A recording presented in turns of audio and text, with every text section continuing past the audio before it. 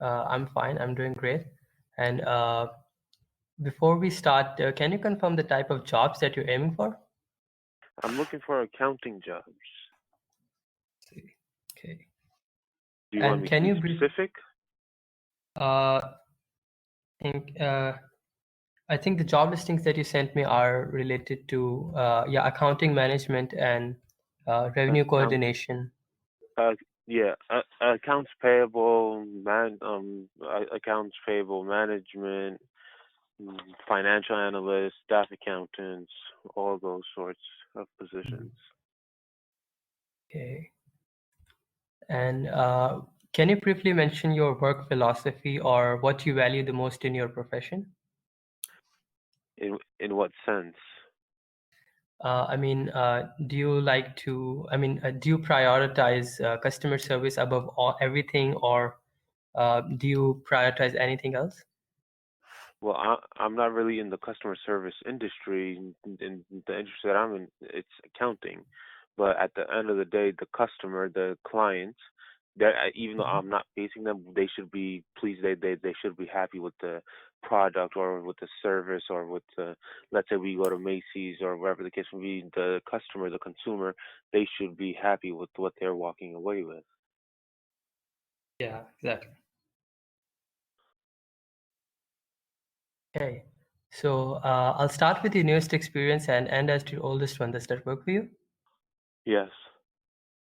Okay. So the first experience is at Robert Half, and I believe the first title is as an AP manager. So do Hmm. you still work here? No. So I stopped working there last week on Friday.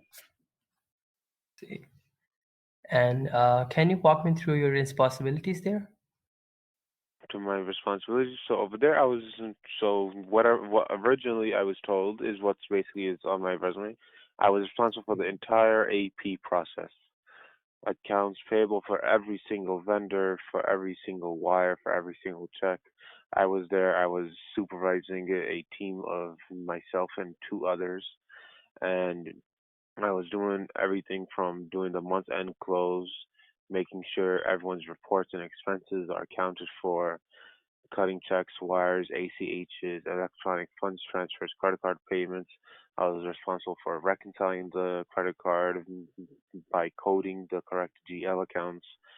And I was another component that the position started to have was I was starting what I started to do there is I started to communicate with different departments and various different department heads to avoid any sort of discrepancies because oftentimes one thing that I want my resume to say about me is Mhm. every place that I've been to, what I've noticed is departments within accounting, within the company as a whole, they tend not to really communicate and to talk to each other about what's going on, about, hey, this bill got paid, or hey, that bill got paid, or this needs to get paid, or in general, what's going on about the company. Hey, do we have a new Mhm. contract? Did we make a new sale?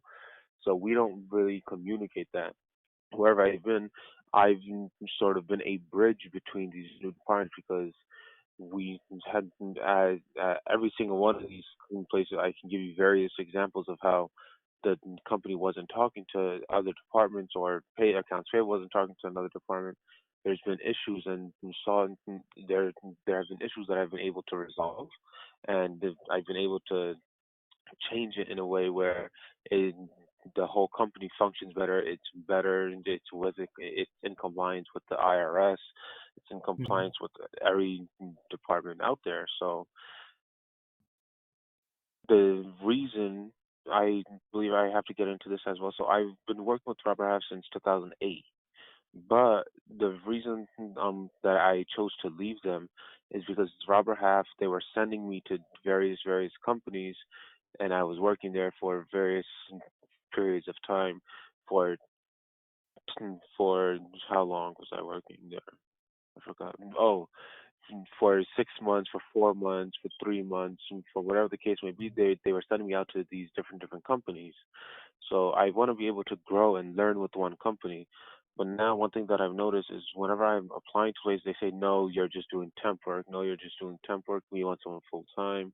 they believe Mm. that I'm gonna leave them. So I find this being a big obstacle in my job search. I've been searching for all of September now, and now we're into October. I've constant every place I go, they say, "Why are you jumping around?" And I have to explain to them that this program, even though I am um, employed full time, I'm getting benefits, I'm getting the whole 9 yards from Robert Half. They're sending me out to these companies, and that's what other companies don't really like. So overall, my duties there was what I explained, and I kind of got sidetracked explaining the background of the program. Mm. Okay. Yeah, these are a lot of great accomplishments. And with respect to the job hopping that you mentioned, you can combine all of your Robert Half experience in as one experience and combine or consolidate all of the accomplishments together, if you like. That way, we can hide all the job hoppings. Yeah. So if we can do And something like that, whatever the case may be, you're mm, the professional. I came to you guys. I've been in the search. There's been really nice opportunities that I've applied for that I really have wanted for working for a great company, something that has yeah, a name, Namdata place like so. But I haven't been able to get it because they look at my resume. They say, no, this guy's just jumping around, but they don't focus on, hey, no, this guy has not been jumping around. yeah, exactly. Yeah, we can mitigate that by just mentioning that you were working for Robert Half, which you technically were, right? They were just different clients. Yeah, yeah, exactly. So the way that I have it on my LinkedIn, I don't know if you went on my LinkedIn. On my Yeah. LinkedIn, I have it set up. Because I wasn't able to explain it like on my LinkedIn, so I just put Robert Half salary professional, and I put staff account, AP specialist, AP manager, and that's it. Yeah, yeah, I saw that. And based on the and looking at the seniority level of each job title, that way it seems that you were kind of promoted from staff accountant to then specialist, then to AP manager.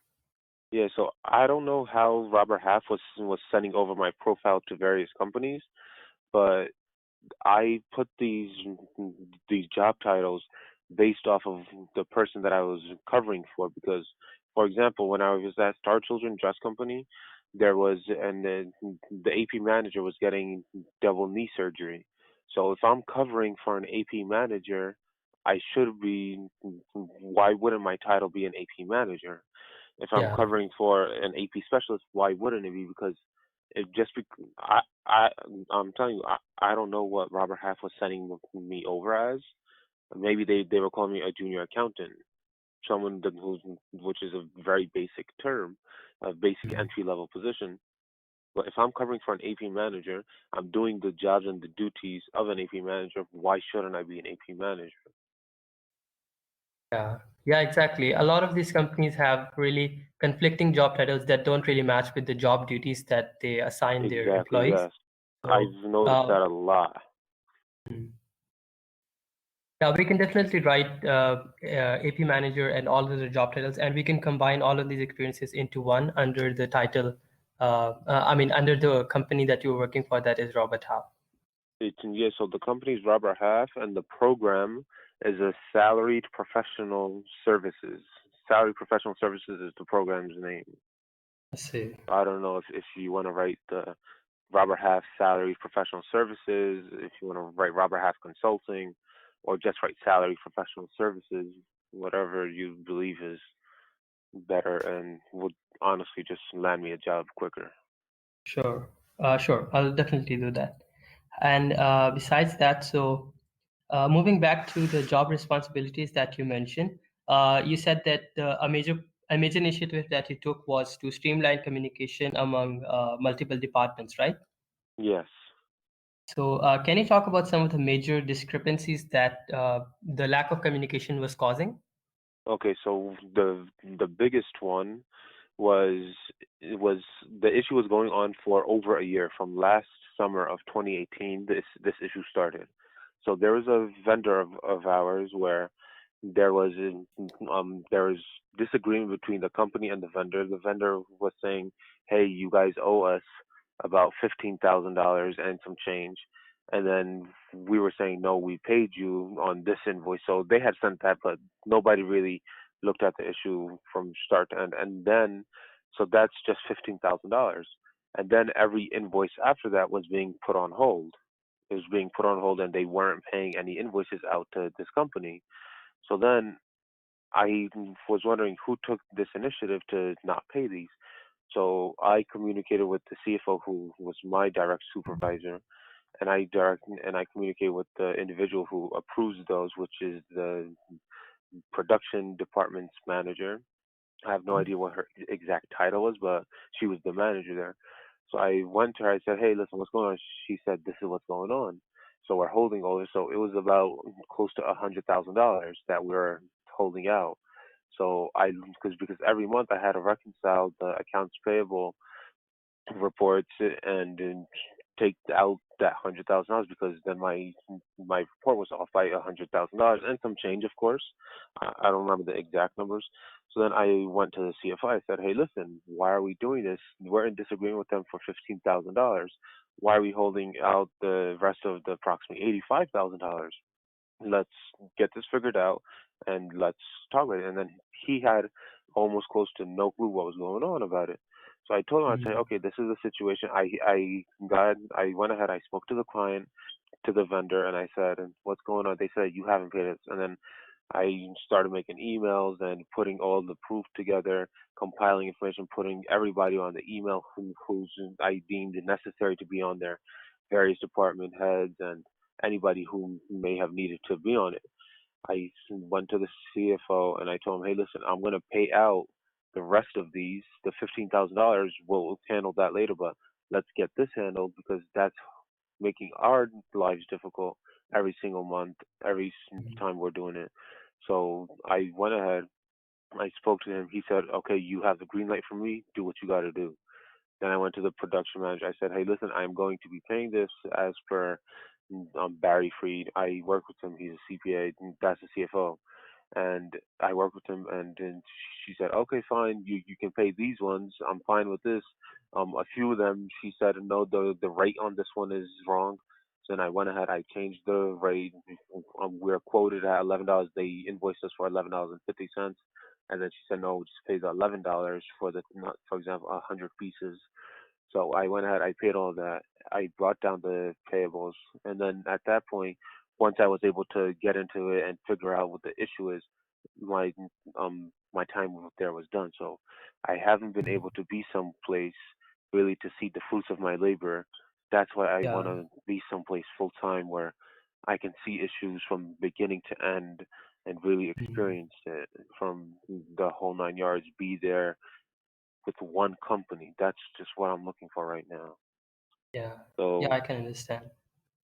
so that's one big example of how I was able to communicate with different departments and whatnot. Do you need another example?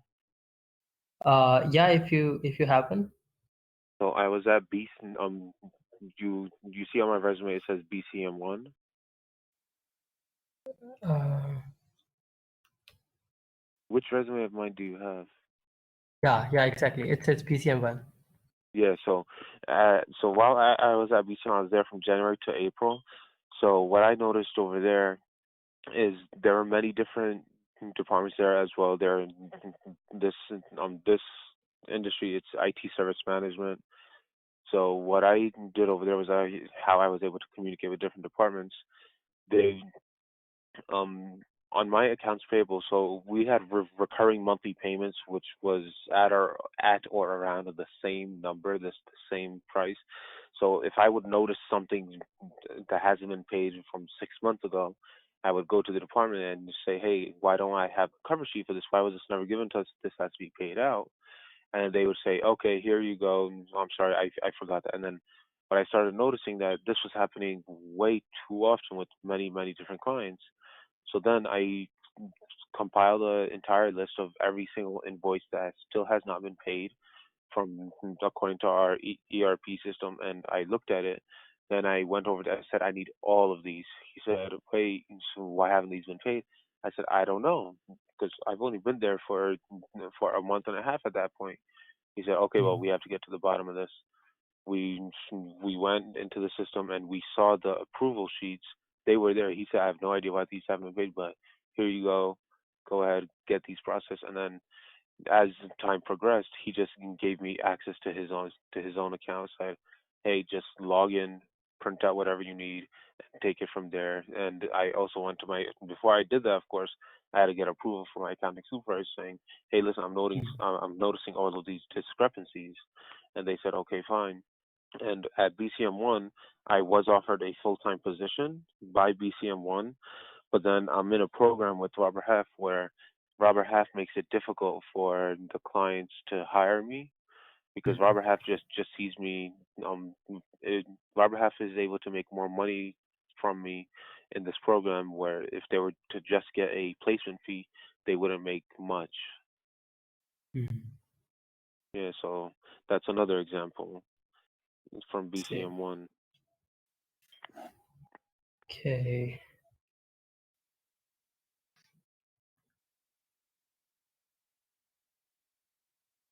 that's that. And then before you also mentioned that you had to comply with the IRS and ensure that everything was in compliance. Yeah. Did you have to face any non-compliance issues, and how did you resolve them? So non-compliance in what sense? I mean, maybe a department or a certain function of the AP, of the AP function wasn't in compliance with the IRS or uh, So anything like that. so for the most part they were in compliance because I knew what was and what wasn't, but there were a few times I did find non-compliance, and I went ahead and I brought that up with the CFO and I asked him, "Hey, how do you want me?" Because every invoice that came in, every expense report, it had to get coded to a specific account, and then all those codes went backed up into one bigger account, and then that was going to go on the financial statements. So I really got into financial statements in my last position, as I was able to be there longer, working with the CFO who was constantly working on the financials. And one thing that I did notice over there was a lot of times the expense reports that were brought in by the various different department heads or managers, whatever the case may have been, they didn't know where to book certain stuff. So I was constantly looking at them. For example, if they said that, hey, there's a meals and entertainment expense, I looked at meals and entertainment expense. They're no longer deductible. So we had two separate accounts. One's for entertainments, one's for meals, one is for employee meals. Employee meals are deductible. They would just take everything and put it into meals and entertainment on the expense report page. So then I Um, would have to dig into everything, look into it, go to them and make sure that is it an employee meal because that's deductible. That creates a benefit for the company. So if that's creating benefit for the company, I have to change it to to the other one, or vice versa. See where what we can get away with, and see what we can. If they went out for a meal with the, let's say, Macy's, and the representative came and they went and they took them out to lunch or to dinner, that's meals and entertainment. That's not deductible anymore because mhm. there's new tax laws, new revenue codes.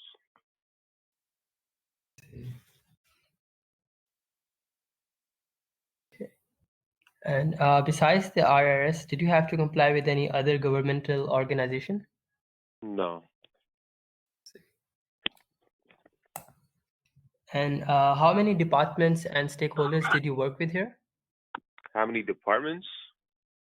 Yeah, how many departments and stakeholders, like vendors and suppliers? Okay.